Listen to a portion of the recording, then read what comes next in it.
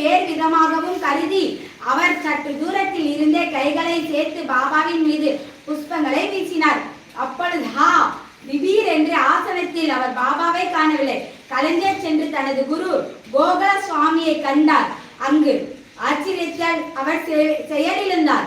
இது கனவாகுமோ அல்லது அங்கனம் என்று அவர் அகல விழித்திருந்தார். கலஞ்சென்ற தனது குரு கோகுல சுவாமி எங்கனம் அங்கு இருக்க முடியும்?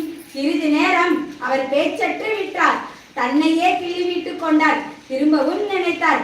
ஆனால் கலஞ்சென்ற தனது குரு மசூதியில் இருக்கும் உண்மையை அவரால் ஏற்க முடியவில்லை.